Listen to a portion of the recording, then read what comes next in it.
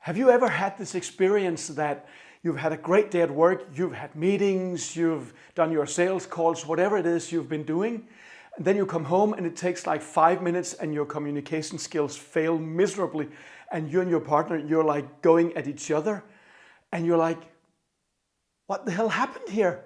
Right? I'm going to tell you exactly what is going on in that situation, right? Because one of the things that are so interesting is that effective professional communication and effective personal communication, those two things, they're two completely different animals. And both you and I, we can like take words and put them in order and make sense of stuff. But those two types of communications, they're not the same at all. And if we try to make them the same, we are going to fail, right? So one thing to consider is that most of us, you've probably gone to school for like, depending on where in the world you are, 10 or 12 years, and then college, university, whatever. And then you've been having a professional career and advanced there. So you've really learned the skill of professional communication. Rarely have people invested that much in learning the personal communication art, right? So that's one of the explanations why over here we're just really good at it, and over here we suck. Well, some people do anyway, right? So I'm going to talk about 4 different topics that if you don't master those, you're going to break your personal communication. Now, the good news is that these are very easy to understand and they're pretty easy to implement as well. So very quickly through this video, you'll actually become able to really transform that personal communication. And it's important because if that part doesn't work, it creates a lot of pain and it makes our relationship distant and it really hurts us, right? It hurts you, it hurts your intimate partner. So it's a subject which is really important to me personally and professionally, and it's important to most people, to be frank. Right? So the 4 topics, the first of them is that at work we are often very goal-oriented, whereas at home we tend to be very much more interpersonal. So it's like a personal connection we are having there. At work we have this project, right? By this date we got to get this ready, then we got to do this and this and this, and we have processes for it. So it's all in order. It's set up to be structured.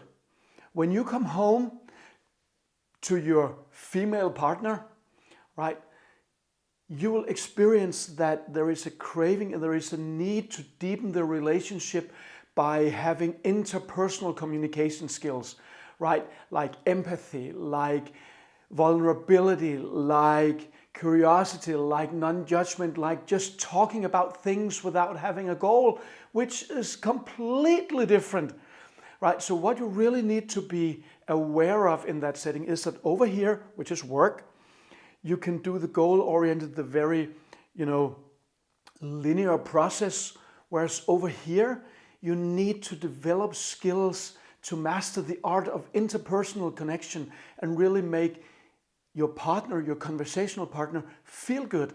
That's very much what the personal side is about. And I'm going to teach you a bit more about that.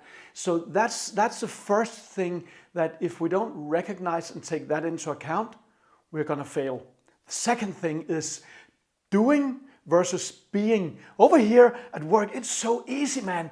We have this goal, we have this, you need to sell this amount or this number of units or whatever it is, you need to make this number of calls, you need to address these kinds of things in this way, and you're measured on that. You know whether you're succeeding or failing.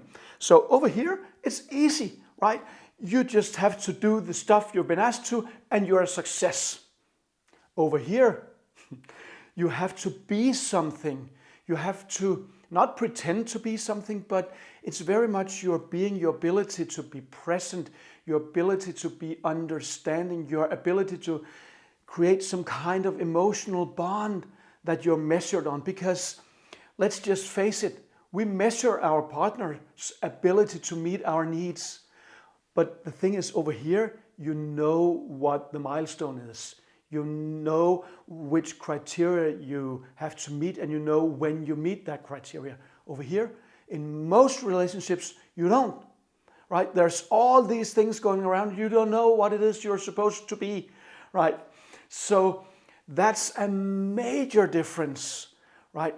And you really need to pay attention to that the rules over here are vastly different, because you need to be able to step into another person's world, especially if you're male and you have a female partner.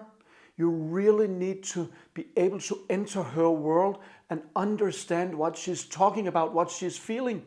And if that's like you're thinking, what's he talking about? Please reach out and I'll help educate you, because in order to make the relationship work, a personal relationship, you cannot treat it like the professional relationship, right? So you need to enhance those things. But first of all, it's like the awareness that those are two different things. And probably you feel more confident over here than you do over here, because as I started out, you spent years and years and years learning this thing. You know this animal over here. You know parts of it, but there are also parts of it you don't know, and you need to get curious and you need to investigate it. I heard someone say that the greatest gift you could give a man in a relationship is a magnifying glass and a Sherlock Holmes hat. So he could start being a detective and start to investigate. And just to be very clear, now I'm listening to myself here, this is not in any way meant to be condescending towards women or the female energy. Quite the contrary.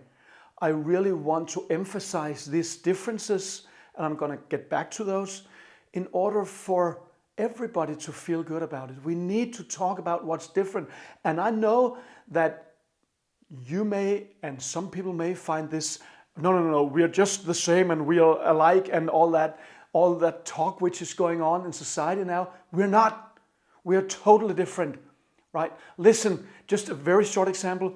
If you go to a friend's house and he's bought this huge, massive barbecue, right? And you'll go over there and you'll look at him and you'll go, You'll grab the handle, you'll open it, and you'll notice that it's really sturdy material, and you'll close it and it'll go whoop. And you'll like just with your foot, you'll kick the wheel a little bit, and you'll go, He knows exactly what you're thinking.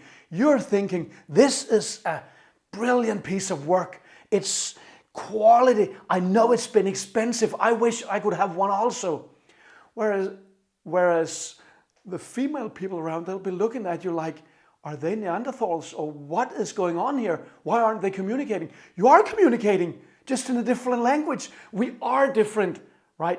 So we need to accept that fact. We need to have equal rights and pay and all those things, but that doesn't mean we are the same. So that was just a little rant about that. The third thing is authority versus equality, which is very interesting, because over here you may be a leader or maybe even the boss of some kind, right? Or a CEO or whatever, how far you've gotten on that ladder, if you want to step onto that ladder at all. But you may have like an authority. You have authority over this project, over this product, whatever the case may be. But over here, if you try to bring that authority hat with you home, oh boy, you're in for a surprise over here. If you ever tried, you know exactly what I'm talking about. You can't do that. It's not gonna work. You're gonna like hit each other, right? Not necessarily physically. I hope not physically, but at least verbally or emotionally, it's gonna hurt.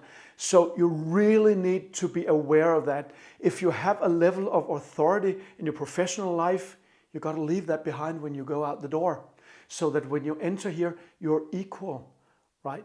Maybe you have decided on some kind of this part of our life is your responsibility, so you're sort of the boss there. This part is her responsibility, right? That may be the garden, the house, the car, the cooking, the whatever, right? But if you don't have that specific agreement, really remember, leave the boss at work, bring the one who looks at eye level to your partner, so that you are equal, right? And if we aren't aware of that, it's so easy. You've been over here for 10 hours, you've been doing the thing and telling people what to do and you know, all that stuff. It's so easy to just stay in that frame of mind, because I bet when I'm telling you now, you're like, yeah, sure, you'd never do this. You'd never bring the boss home. if you were aware of it. But if you aren't aware, it's so easy to do because you do it for so many hours a day, a week, a month, a year in your life, right? But be aware of that. And the last topic is direct versus indirect communication. And I'm going to go a little bit back to the difference between the masculine and the feminine here. So at work, you know the rules. Like you go to your boss and you have done what you're supposed to do, and the boss is going to look at you and tell, good job. You reached the goal, or you did whatever the case was that you had to do. So that's very direct. If you're at a meeting, someone can pitch an idea and you can go, no, isn't going to work. All right, you might need to listen, I don't know, but people might not like the content of what you're saying, but because you have authority, they're going to accept it because, hey, you're the one who's deciding stuff. So in a professional setting, you'll, in most cases, have a much more direct way of communication. It'll be much more linear. So if you think something, you'll say it out loud. If someone says, yeah, I'll take on that task, you expect them to take on the damn task. And if they don't, they're in trouble, right? So if you want something, you say it out loud. If you don't want it, you say that out loud. Whatever is said, you take that like at face value, right? Over here, especially if you have a feminine person in your life as your partner, and women can be masculine in their core, though most women will have a feminine core. They have learned, many of them, to layer a masculine layer on top of that. Most men, like also around the 90%, will have a masculine core. Many of us have learned to put that pleaser and all that. We want to make everybody feel good and we don't want to take up too much space and all that soft stuff. We've put that on top. But if we take those things away, the masculine energy tends to be way more direct. If you're a man and I ask you, do you want to do this? And you go, no. Or you go, yeah. And then it's a no or it's a yeah. Right? When the feminine speaks, right, it is much more subtle. You need to listen to the things that are not being said, back to the Sherlock Holmes hat and the magnifying glass, maybe the hearing aid, right? But you need to listen to what is she really saying. That is where the presence come into play. You need to be really present with that because she won't necessarily be as direct as you're used to in the workplace. So in the personal life, you need to understand that this is not only about feminine and masculine, it's also about there are different topics. Over here, it's so easy because we can talk like very clearly about we have this goal, we have these 3 pillars we need to work on, and how far along are we? And over here, it's much more emotional. Expectations are different, the rules are different, so the language tends to be much more indirect. And that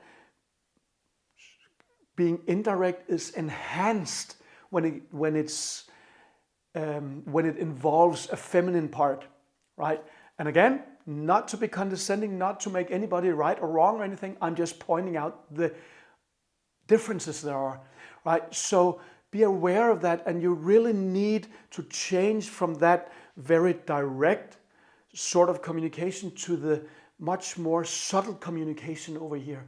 Because if you don't, you're going to miss all the cues or the clues, and your partner is going to feel that you don't hear them, that you don't understand, that you don't listen. And you're like, yeah, I hear everything you're saying. Yeah, you listen to the words. You're not hearing the meaning. So, right? So that's a major difference as well. So those are like the 4 topics that if you really look into those and start applying those and having them as a frame of mind when you go to the personal communications, you're gonna do differently, right? And of course, this is a huge topic, and I could go on and on and on for hours, as you can probably hear. I'm gonna let you off the hook in just a moment. I just wanna tell you that I've created a 5-step guide called The 5 Keys to Unlocking Confident and Compassionate Conversation, which is about exactly this, where there are 5 skills, which are not the ones I've been talking about here. Some of them overlap. You can find it on my website at jacobbeach.com/CCC, like 3 C's for confident, compassionate conversation, right? And you can download it there if you want to go a little bit deeper in this.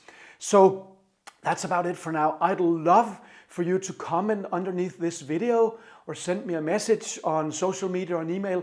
I love to hear about your takeaways. What was the most profound thing you heard in this video? So please, if you have a second or two at some time, or at some point, please drop me a note. And other than that, I just want to thank you for listening and go out. Have a great day.